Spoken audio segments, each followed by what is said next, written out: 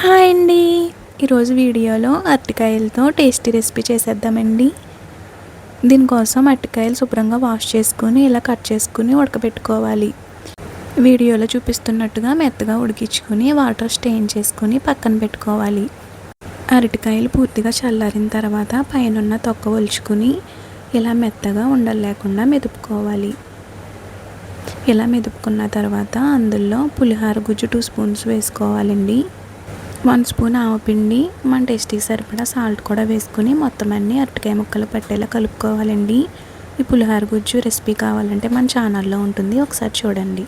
తర్వాత స్టవ్ పైన బాండీ పెట్టుకుని 2 స్పూన్స్ ఆయిల్ వేసుకుని ఆయిల్ బాగా హీట్ అయిన తర్వాత కొద్దిగా ఆవాలు, మినపప్పు, శనగపప్పు, జీలకర్ర, ఎండుమిర్చి, ఒక 5-6 వెల్లుల్లి రెబ్బలు కూడా వేసుకుని ఫ్రై అయిన తర్వాత కట్ చేసుకున్న ఆనియన్స్, పచ్చిమిర్చి, కరివేపాకు కూడా వేసుకుని మొత్తం అన్నీ ఫ్రై చేసుకోవాలి.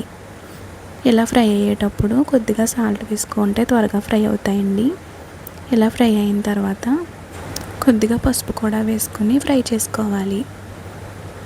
ఆనియన్స్ బాగా ఫ్రై అయిన తర్వాత మనం మెదిపి పక్కన పెట్టుకున్నాం కదండి అరటికాయ గుజ్జు, అది కూడా వేసుకుని మొత్తం అంతా కలిసేలా కలుపుకోవాలి. మంట లో ఫ్లేమ్లో పెట్టుకుని ఫ్రై చేసుకోవాలండి. ఇలా మొత్తం అంతా కలిసేలా కలుపుకుంటే మన అరటికాయ ఆవపెట్టిన కూర రెడీ అవుతుంది. చాలా క్విక్గా అయిపోతుందండి, అలాగే టేస్టీగా కూడా ఉంటుంది. ఒకసారి ట్రై చేయండి. వీడియో నచ్చితే లైక్ చేసి మన ఛానల్ని సబ్స్క్రైబ్ చేసుకోండి.